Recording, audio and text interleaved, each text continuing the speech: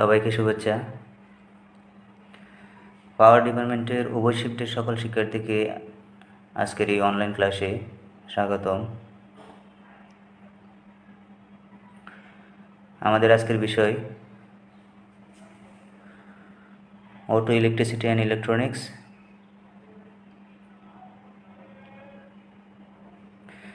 মূলত এই ক্লাসটি 29 তারিখে হওয়ার কথা ছিল, কিন্তু কলেজে একটা অনুষ্ঠান থাকার কারণে এই ক্লাসটি আজকে নিচ্ছি।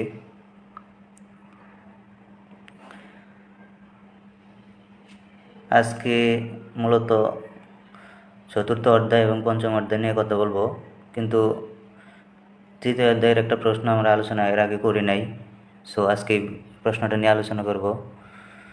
তো প্রশ্নটা হচ্ছে ইগনিশন টাইমিং সেটিং পদ্ধতি। সঠিক সময়ে স্পার্ক সম্পন্ন করার জন্য ইগনিশন টাইমিং খুবই একটা গুরুত্বপূর্ণ বিষয়। ইগনিশন টাইমিং যদি ঠিক না থাকে তাহলে সঠিক সময়ে স্পার্ক হবে না, সিলিন্ডার মিস হবে। আর সিলিন্ডার মিস হইলে ইঞ্জিনে শক্তি উৎপন্ন করা সম্ভব হবে না। এখন যে বিষয়টা নিয়ে কথা বলবো, ইগনিশন টাইমিং সেটিং পদ্ধতি। এর আগে আমরা আলোচনা করেছিলাম ইগনিশন সিস্টেম বলতে কি বোঝায়, অর্থাৎ যে ব্যবস্থাপনার মাধ্যমে কম্বাসন চেম্বারে সংকুচিত বাতাস এবং জ্বালানির মিশ্রণে স্পার্ক ঘটানো হয়, স্পার্ক ঘটিয়ে প্রজ্বলন করা হয়, তাকে ইগনিশন সিস্টেম বলে। এটা আমরা গত ক্লাসে আলোচনা করেছিলাম। তো আজকে আলোচনা করবো ইগনিশন টাইমিং সেটিং পদ্ধতি, মানে কিভাবে আমরা ইগনিশন টাইমিং সেট করতে পারবো, এটা নিয়ে আলোচনা করব। তো প্র্যাকটিক্যালি দেখলে হয়তো বা ভালো হইতো। তো থিওরিতে যতটুকু বোঝানোর চেষ্টা করবো আমি সর্বোচ্চ বোঝানোর জন্য। তো পেট্রোল ইঞ্জিনে চলমান অবস্থায় সঠিক সময়ে অর্থাৎ ফায়ারিং অর্ডার অনুযায়ী স্পার্ক হওয়া বাঞ্ছনীয়। পেট্রোল ইঞ্জিন চলমান অবস্থায় সঠিক সময়ে ফায়ারিং অর্ডার করা বাঞ্ছনীয়। এজন্য ইগনিশন টাইমিং সেটিং করে রাখতে হবে আমাদের মূলত। তো ইগনিশন টাইমিং সেটিং প্রক্রিয়াটা আলোচনা করবো এখন। এক্ষেত্রে যে ডিস্ট্রিবিউটর ইঞ্জিনে সংযুক্ত অবস্থায় ডিস্ট্রিবিউটর ইঞ্জিনে সংযুক্ত থাকবে। তো ডিস্ট্রিবিউটর পাশে একটা মাউন্টিং স্ক্রু থাকে, ওই মাউন্টিং স্ক্রুটাকে লুজ দিয়ে ডিস্ট্রিবিউটর ঘোরাতে হবে। তো আমি আবার বলতেছি, ইগনিশন টাইমিং সেটিংয়ের ক্ষেত্রে ডিস্ট্রিবিউটর সংযুক্ত ইঞ্জিন চলমান অবস্থায় ডিস্ট্রিবিউটর এর একটা স্ক্রু আছে। ইঞ্জিন চলমান অবস্থায় ডিস্ট্রিবিউটরের যে পাশে একটা স্ক্রু আসে, স্ক্রুটা কী করতে হবে? লুজ দিতে হবে। এই পাশে স্ক্রু লুজ দিয়ে ডিস্ট্রিবিউটরকে ডানে অথবা বামে ঘোরাতে হবে। কখন ডানে ঘোরাবো আর কখন বামে ঘোরাবো এটা নিয়ে আমি কথা বলবো এখন। টাইমিং যদি অ্যাডভান্স থাকে, একটা আছে টাইমিং অ্যাডভান্স আর একটা আছে রিটার্ন, ঠিক আছে? টাইমিং যদি অ্যাডভান্স থাকে আগে যদি হয়ে যায়, স্পার্ক হয়ে যায়, এক্ষেত্রে বলতে হবে টাইমিং যদি অ্যাডভান্স থাকে, ওই ক্ষেত্রে ডিস্ট্রিবিউটরকে ডানে অথবা সোজা ঘোরাতে হবে। যদি অ্যাডভান্স থাকে তাহলে ওই স্ক্রুডারে ডানে অথবা সোজা ঘোরাতে হবে। আর যদি আমাদের টাইমিং অ্যাডভান্স না হয়ে রিটার্ড হয়, অর্থাৎ পরে ঘটে, তাই সেই ক্ষেত্রে আমাদের এটা বামে অথবা উল্টা ঘোরাইতে হবে। যতটুকু আলোচনা করলাম ইগনিশন টাইমিং সেটিং পদ্ধতির ক্ষেত্রে, সেটা হলো পেট্রোল ইঞ্জিনে চলমান অবস্থায় এটা আমরা কী করব? ডিস্ট্রিবিউটর এই স্ক্রুটাকে লুজ দিব। লুজ দেওয়ার পর ডিস্ট্রিবিউটরকে ডানে অথবা বামে ঘোরাতে হবে। এক্ষেত্রে কোন ডানে ঘোরাতে হবে কি না বামে ঘোরাতে হবে ওইটা ডিপেন্ড করবে হলো আমাদের টাইমিং কি অ্যাডভান্স নাকি রিটার্ড, এটার উপর ডিপেন্ড করে। যদি টাইমিং অ্যাডভান্স হয় তা সেক্ষেত্রে আমাদের ডানে অথবা সোজা ঘোরাতে হবে ডিস্ট্রিবিউটরকে। আর যদি রিটার্ড হয় তাহলে বামে অথবা উল্টা দিকে ঘোরাতে হবে। এইভাবে যদি আমরা ডিস্ট্রিবিউটরটা ঘোরাতে থাকি তাহলে টাইমিং মার্কটা যে এটা সামনে অথবা পিছনে সরে গিয়ে টাইমিং অ্যাডজাস্ট হয়। এই ডিস্ট্রিবিউটরটা যখন ডানে অথবা বামে ঘোরাইব তখন ওই জায়গায় একটা টাইমিং মার্ক অত চিহ্ন দেওয়া থাকে, এই চিহ্নটা ডানে অথবা বামে, সামনে অথবা পিছনে সরে গিয়ে টাইমিং অ্যাডজাস্ট হয়। তারপর হলে টাইমিং একটা স্পেসিফিকেশন থাকবে, এই স্পেসিফিকেশন অনুযায়ী অ্যাডজাস্ট হলে টাইমিং, তারপর যদি অ্যাডজাস্ট হওয়ার পর টাইমিং মার্ক আছে, টাইমিং মার্ক ওই টাইমিং স্পেসিফিকেশন অনুযায়ী অ্যাডজাস্ট হলে একটা টাইমিং লাইটার আছে, ওই টাইমিং লাইটের সাহায্যে ইঞ্জিন ফুলের সাথে মার্কের অ্যালাইনমেন্ট করতে হয়। ইঞ্জিন ফুলের সাথে যে আমাদের ডিস্ট্রিবিউটারে যে মানে মার্ক আছে, চিহ্ন দেওয়া আছে, এটাকে অ্যালাইনমেন্ট সোজা করতে হয়। এটা যে যন্ত্রের সাহায্যে করা হয় এটা বলা হয় টাইমিং লাইটার, মানে লাইট। তো আমরা অ্যাডজাস্ট করার পর পরবর্তীতে টাইমিং লাইটের মাধ্যমে ইঞ্জিন ফুলের মার্কের সাথে, ইঞ্জিনে যে মার্কটা আছে ডিস্ট্রিবিউটারে, ওই ইঞ্জিনের মার্কের সাথে ফুলের মার্কের কী করবো আমরা টাইমিং লাইটের সাহায্যে অ্যাডজাস্ট করব, অ্যালাইনমেন্ট করি আর কি, সোজা করি। করার পর ডিস্ট্রিবিউটারে স্ক্রু টাইট দিলেই আমাদের ইগনিশন টাইমিং সেটিং পদ্ধতি কার্য সম্পন্ন হয়। তো এই ক্ষেত্রে আমি বললাম যে কথাগুলো, তো কথাগুলো আমি আবার আলোচনা করতেছি। ইঞ্জিন চলমান অবস্থায় কী করতে হবে আমাদের, ডিস্ট্রিবিউটারের পাশে যে একটা স্ক্রু থাকে, এই স্ক্রুটা লুজ দিতে হবে, তারপর ডিস্ট্রিবিউটারকে ডানে অথবা বামে ঘোরাতে হবে। যদি টাইমিং অ্যাডভান্স থাকে সেক্ষেত্রে ডানে অথবা সোজা ঘোরাতে হবে, আর যদি টাইমিং রিটার্ড থাকে তাহলে বামে অথবা উল্টা দিকে ঘোরাতে হবে।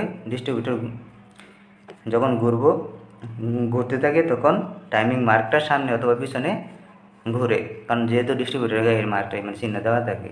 তো এইভাবে কী করি আমরা টাইমিং অ্যাডজাস্ট করি। এই ক্ষেত্রে একটা স্পেসিফিকেশন দেওয়া থাকে, স্পেসিফিকেশন অনুযায়ী টাইমিং অ্যাডজাস্ট করার পর টাইমিং লাইটের সাহায্যে ইঞ্জিন পুলির সাথে এটা অ্যালাইনমেন্ট করতে হয়। অ্যালাইনমেন্ট করার পর আমাদের ডিস্ট্রিবিউটার এই স্ক্রু যে আছে, স্ক্রুটা টাইট দিতে হবে। এভাবে আমরা কী করি একটা ইঞ্জিনের ইগনিশন টাইমিং সেটিং করতে পারি। তারপরে যখন বাস্তবিক মানে কলেজের অবস্থা স্বাভাবিক হইলে যদি প্র্যাকটিক্যাল করো তাহলে বিষয়টা আরও ক্লিয়ার হয়ে যাবে। তো পরীক্ষায় যদি আসে ইগনিশন টাইমিং সেটিং পদ্ধতি বর্ণনা করো, তাহলে তোমার ওই আমি যেভাবে বললাম বর্ণনাটা এইভাবে দিতে হবে। আর যখন তোমরা সরাসরি প্র্যাকটিক্যাল করবা তখন বিষয়টা আরও 100% ক্লিয়ার হবে ইনশাল্লাহ। এরপরের প্রশ্ন হলো বৈদ্যুতিক মোটর চালুকরণ পদ্ধতির সার্কিট ডায়াগ্রাম। তো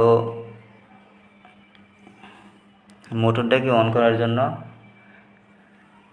যে পদ্ধতি মানে মোটরটা অন হয়, মোটরটা অন হইলে ফ্লাইহুইলটাকে যে কীভাবে ঘোরায়, ঠিক আছে, আমরা যখন ক্র্যাঙ্কিং মোটরে মানে সুইচ অন করি তখন কীভাবে এর কার্যক্রমটা সম্পন্ন হয় সেটা একটা ডায়াগ্রামের মাধ্যমে ওই জায়গায় দেখানোর কথা বলা হয়েছে।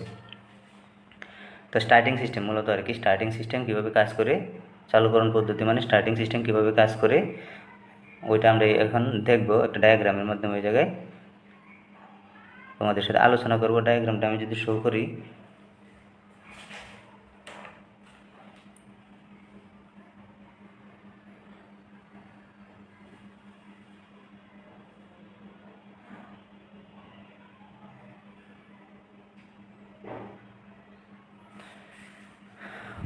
এই জায়গায় আমরা একটা স্টার্টিং সিস্টেমের ডায়াগ্রাম ডিসপ্লেতে শো করলাম।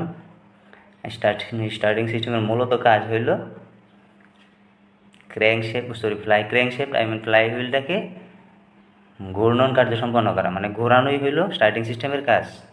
ফ্লাইহুইলটা যখন ঘুরতে শুরু করব তখন তো ক্র্যাঙ্কশ্যাফট ঘুরতে থাকবো, আর ক্র্যাঙ্কশ্যাফট যখন ঘুরতে শুরু করব তখন পিস্টন উপরে নিচে ওঠানামা করবো, আর পিস্টন যখন উপরে নিচে ওঠানামা করে তখন সাকশন, কম্প্রেশন, স্ট্রোক অথবা এক্সজস্ট স্ট্রোকের মাধ্যমে শক্তি উৎপন্ন করে পরবর্তীতে বাকি স্ট্রোকগুলো সম্পন্ন করে এবং ইঞ্জিনে শক্তি উৎপন্ন হয়। কিন্তু প্রাথমিক কাজটা স্টার্টার মোটরের সাহায্যেই সম্পন্ন করা হয়। প্রাথমিক কাজ মানে ওই ফ্লাইহুইলটাকে ঘোরানো যে কাজটা করা হয় এটা হলো স্টার্টিং সিস্টেমের মূল কাজ। পরবর্তীতে আমরা স্টার্টিং সুইচ যখন অফ করে দিই তখন ফ্লাইহুইল থেকে আবার ওই স্টার্টার পিনিয়নটা সরে আসে, পরবর্তীতে বাকি কাজগুলো সম্পন্ন করে হইলো পিস্টন ওঠানামা করে শক্তি উৎপন্ন হয়, এইভাবে বাকি কাজগুলো সম্পন্ন হয়। কিন্তু শুরুর কাজটা স্টার্টিং সিস্টেম সম্পন্ন করে থাকে। কিন্তু কীভাবে কাজ করে এটা এখানে আমরা আলোচনা করব। তো স্টার্টিং সিস্টেমে মূলত যে মানে যন্ত্রাংশগুলো অথবা উপাংশগুলো থাকে, এক নম্বরে দেখা যাচ্ছে ব্যাটারি। প্রথমে আছে কি ব্যাটারি, তারপর আছে সলিনয়েড সুইচ আর স্টার্টার সুইচ, স্টার্টিং সুইচ যেটা বলা হয় সলিনয়েড সুইচ আছে, ওইদিকে স্টার্টার ফিল্ড দেওয়া আছে, আর্মেচার আছে, কমিউটেটর আছে, ব্রাশ আছে। তো মূলত armature, commutator, brush, starter field আর ওই সলিনয়েড সুইচ যদি একত্রিত হিসাবে কাজ করে তাহলে এটা স্টার্টিং মোটরের আওতায় পড়ে, মানে যে স্টার্টার মোটর এরকম দেখাইবে, ঠিক আছে, ওই স্টার্টার মোটর। তো মূলত ওই জায়গায় যে কাজটা হইব ওই সবগুলো এটার ভিতরেই থাকে, স্টার্টার মানে সলিনয়েড সুইচটা সহ সবগুলো স্টার্টার মোটরের সাথে সংযুক্ত থাকে। তো ওই জায়গায় একটা ইলেকট্রোমেটিক ফোর্সের সৃষ্টি হয়, এটার বলে সেন্ট্রিফুগাল ফোর্স। সেন্ট্রিফুগাল ফোর্সের যখন সৃষ্টি হবে তখন ওই সামনে যে পিনিয়নটা আছে, পিনিয়নটা সামনের দিকে আগায় যায়, সরে যায়, সামনের দিকে যদি সরে যায় তখন এই জায়গায় ফ্লাই হুইল আছে, ফ্লাই হুইলের সাথে এই পিনিয়নটা কি একত্রিত মেশ হয়ে যায়, সংযোগ হয়, তখন এটা যদি ঘুরতে থাকে তাহলে ফ্লাই হুইলও ঘুরতে থাকে। মূলত কাজটা এইভাবে সম্পন্ন করে। কীভাবে কাজ করে এখন আমি আলোচনা করব। এজন্য এটা চিত্রের অংশ না, এটা দিতে হবে না পরীক্ষায়, ঠিক আছে, আমি এটা বোঝানোর জন্য এই জায়গায় শো করছি, মূলত এটা দিলেই হবে, ঠিক আছে। তো কার্যক্রমটা কীভাবে সম্পন্ন করব, তো ইঞ্জিন চালুর সময়, ইঞ্জিন যখন আমরা চালু হবে, স্টার্টিং সুইচ অন করলে ওই জায়গায় স্টার্টিং সুইচ আছে, স্টার্টিং সুইচটা যখন আমরা অন করব, চিত্রটা এই সুইচটা অন করার সাথে সাথেই ব্যাটারি থেকে প্রয়োজনীয় কারেন্ট, এই ব্যাটারি থেকে প্রয়োজনীয় কারেন্ট, এই স্টার্টার সুইচ অন করলে ব্যাটারি থেকে প্রয়োজনীয় কারেন্ট সলিনয়েড সুইচের মাধ্যমে স্টার্টার ফিল্ডে যায়। ওই যে ফিল্ডগুলো আছে দুইটা, ওই ফিল্ডগুলোতে যায়, এটার মোটরের ফিল্ড বলে, এটা সবটা যেহেতু মোটরের অংশ, মোটরের ফিল্ড বলা হয়। এই যে কারেন্টটা মোটরের ফিল্ডে আসে, এই মোটরের ফিল্ড ওই উক্ত কারেন্টের আবার এই কমিউটেটর, কার্বন ব্রাশ, এই যে ব্রাশ কমিউটেটর হয়ে আর্মেচারে যায়, ঠিক আছে। তো প্রথমত হইলো আমরা যখন স্টার্টার সুইচ অন করলাম তখন ব্যাটারি থেকে প্রয়োজনীয় কারেন্ট সলিনয়েড সুইচ হয়ে এই মোটর ফিল্ডে যায় অথবা স্টার্টার ফিল্ডে যায়, এই জায়গায় আসে। এই স্টার্টার ফিল্ড হয়ে যাওয়ার পর পরবর্তীতে উক্ত কারেন্ট কী করতেছে, এই ব্রাশ কমিউটেটর হয়ে কোথায় যেতেছে, আর্মেচার, আর্মেচার কয়েলে সম্পন্ন, মানে কারেন্টটা আর্মেচার কয়েলে যায় এবং ওই জায়গায় ক্রিয়া বিক্রিয়ার কারণে আর্মেচার কী করতে থাকে, ঘুরতে থাকে। এই কারেন্টটা যখন স্টার্টার ফিল্ড হয়ে কোথায় যায়, ব্রাশ এবং কমিউটেটরে যায়, কমিউটেটর হয়ে আর্মেচারে যায়, তখন এই জায়গায় ক্রিয়া বিক্রিয়ার কারণে একটা সেন্ট্রিফুগাল ফোর্সের সৃষ্টি হয়। সেন্ট্রিফুগাল ফোর্সের কারণে এই জায়গায় একটা স্প্রিং থাকে, কি স্প্রিংটা, এই জায়গায় ওই যে মাছ এই জায়গায় যেটা থাকে এটা স্প্রিং বলা হয়। এই যে এটা এরকম মতো অবস্থায় থাকে, স্প্রিং থাকে, এই স্প্রিংয়ে কি একটা ধাক্কার সৃষ্টি হয়, যার কারণে এই পিনিয়নটা, এটার বলা হয় পিনিয়ন আর এটার বলা হয় ফ্লাই হুইল। এই পিনিয়নটা ফ্লাই হুইলের সাথে এই জায়গায় কী হয়ে যায়, মেশ হয়ে যায়, এর সামনে দিকে আগে গেলে দুটো একত্রিত হয়ে যায়। একত্রিত হয়ে যাওয়ার পর এটা যদি ঘুরতে থাকে তাহলে ফ্লাই হুইলও ঘুরতে থাকে, এটাই বলতেছে। তাই ব্যাটারির স্টার্টার সুইচ অন করার পর ব্যাটারির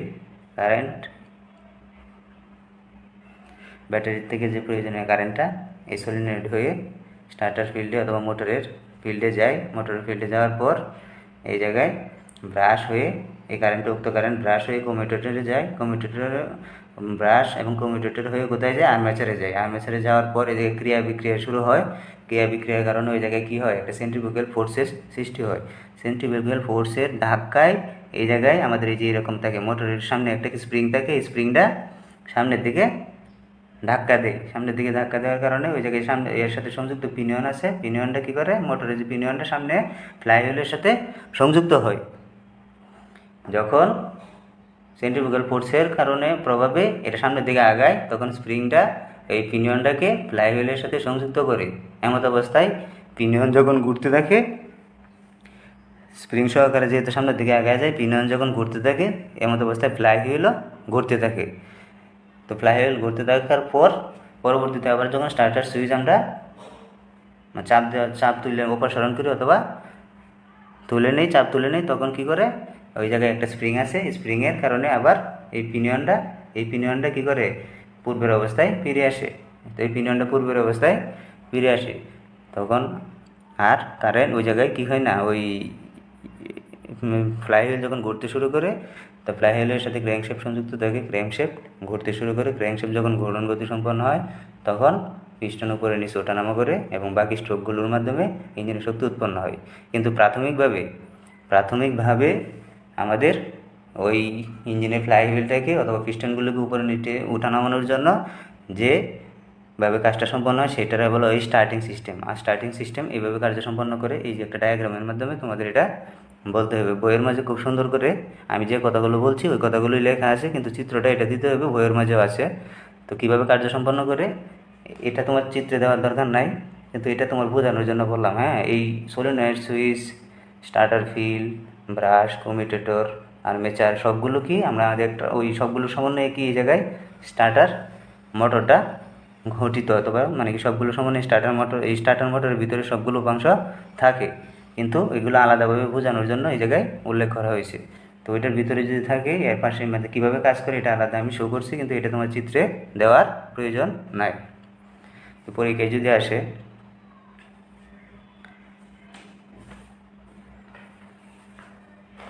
একটি বৈদ্যুতিক মোটর চালুকরণ পদ্ধতি অথবা একটি স্টার্টিং সিস্টেমের সার্কিট ডায়াগ্রাম অঙ্কন করে এর কার্যপ্রণালী বর্ণনা করো, তাহলে যেভাবে আমি কথাগুলো বললাম তোমরা ঠিক ওইভাবেই চিত্রটা অঙ্কন করে লিখবা এবং বাসায় এগুলো ভালো করে দেখবা।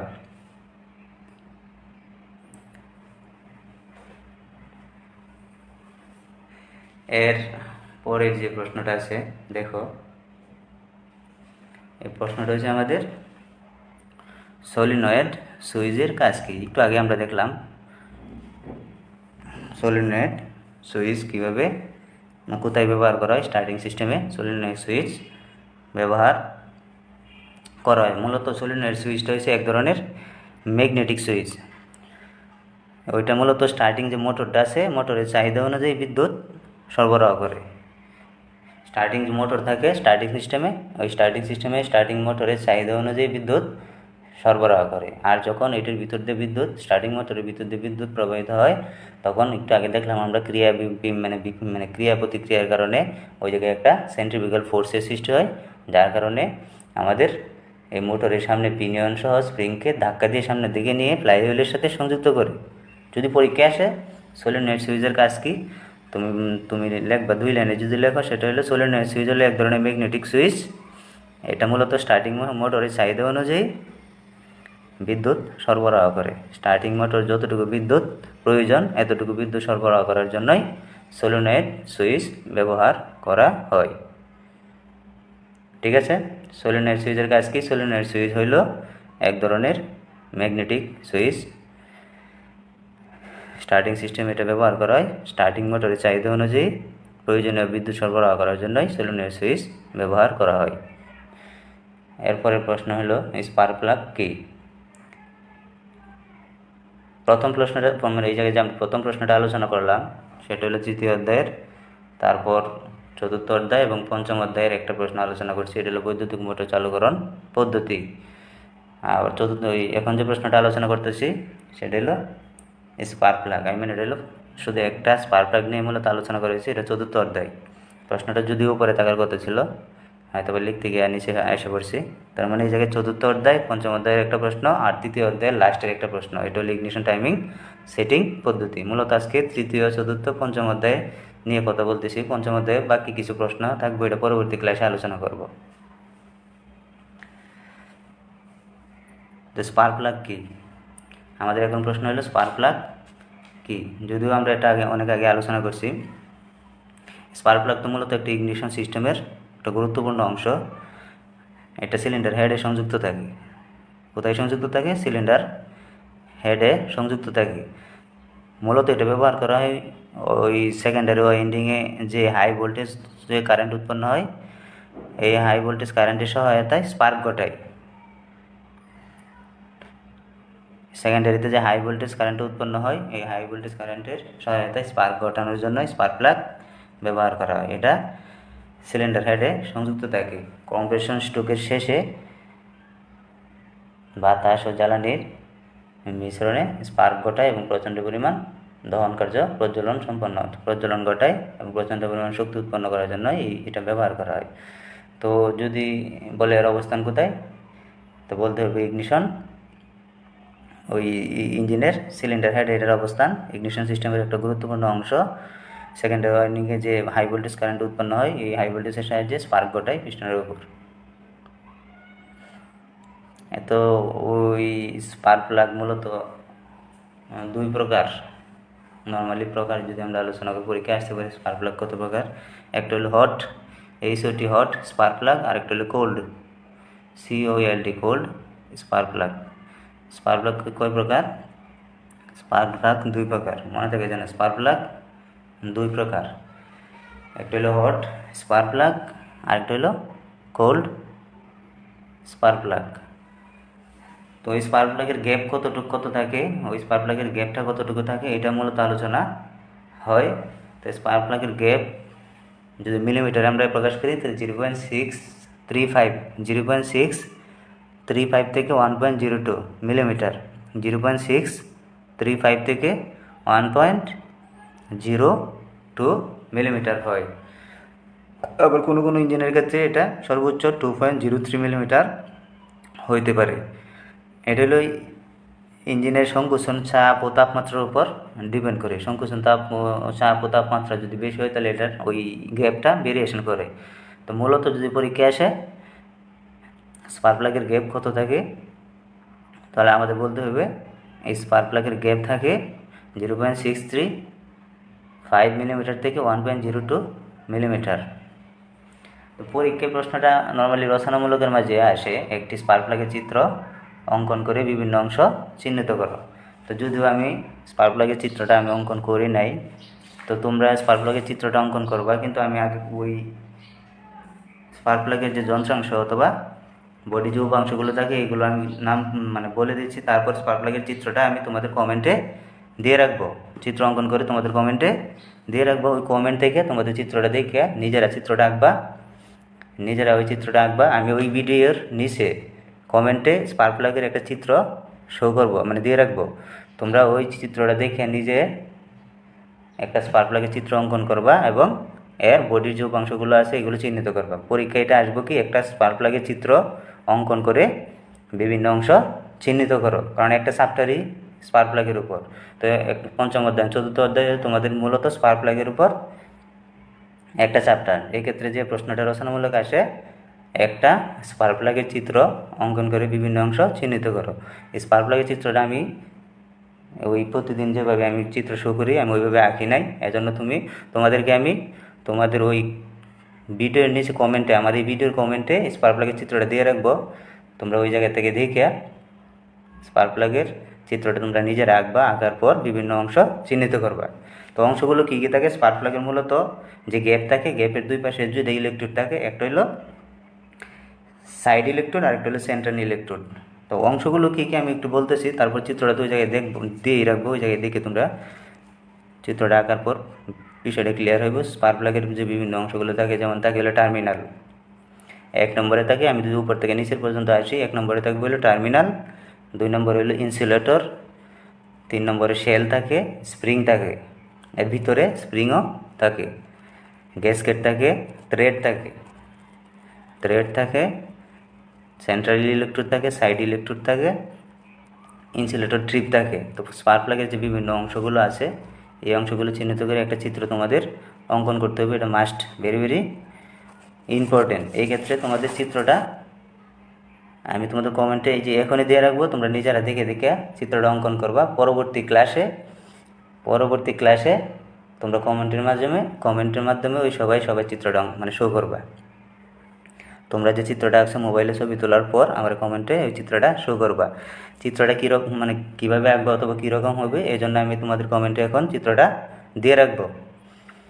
আমাদের পরবর্তী ক্লাসের প্রথম কাজই হইব, আমি দেখব সবাই কমেন্টের মাধ্যমে, যখন আমি লাইভে আসবো কমেন্টের মাধ্যমে ওই চিত্রটা শো করবা। তোমরা কমেন্টের মাধ্যমে ওই চিত্রটা শো করবো, আমি রোল নম্বরের পাশে যারা যারা এই চিত্রটা শো করছো আমি মার্কিং করে রাখবো। যারা পরিশ্রম করে কষ্ট করে এই চিত্রটা আঁকবা আমি অবশ্যই তাদের মার্কিং করে রাখবো, এবং পরবর্তীতে তোমাদের সেশনাল মার্কে এটা অনেক ইফেক্টিভ হবে। সো তোমরা এটা মিস করবে না, অবশ্যই পরবর্তী ক্লাসে তোমরা একটা স্পার্ক প্লাগের চিত্র অঙ্কন করে বিভিন্ন অংশ চিহ্নিত করবা করে আমার ওই চিত্রটা কমেন্টের মাধ্যমে শো করবা। আর কীভাবে অথবা কীরকম চিত্রটা আঁকতে হবে এটা আমি তোমাদের এই যে এই ক্লাসের পরপরই তোমাদের কমেন্টে দিয়ে রাখবো। আমি এই গুগল থেকে একটা পিকচার একটু আগে আমি এই চিত্রটা মানে কাগজে আঁকার সময় পাই নাই, এই জন্য আমি আঁকতে পারি নাই। একটু আগে ওই গুগল থেকে একটা চিত্র ডাউনলোড দিয়ে রাখছি, এটা আমি তোমাদের কমেন্টে দিয়ে রাখবো, তোমরা ওইটা দেখে দেখে চিত্রটা আঁকবা। তো আজকে আমরা যে প্রশ্নগুলো আলোচনা করলাম, আজকে মূলত অনলাইন ক্লাস হচ্ছে না কোথাও, মানে আজকে টোটালি মানে গভর্নমেন্টের বন্ধের দিন, এই জন্য কোনো ক্লাস হচ্ছে না। তারপর 29 তারিখের ক্লাসটা যেহেতু আমি আগে ডেট দিয়ে রাখছিলাম, এই জন্য আজকে ক্লাসটা নিচ্ছি। তো আজকে আলোচনার যে বিষয়গুলো ছিল, প্রথম হলো ইগনিশন টাইমিং সেটিং পদ্ধতি, ভালো করে এটা পড়বা। 2 নম্বর ছিল হলো একটি বৈদ্যুতিক মোটর চালুকরণ পদ্ধতি, অর্থাৎ একটি স্টার্টিং সিস্টেমের ডায়াগ্রাম অঙ্কন করে এর কার্যপ্রণালী বর্ণনা করো। 3 নম্বর ছিল সলিনয়েড সুইচের কাজ কি, সলিনয়েড সুইচের কাজ কি।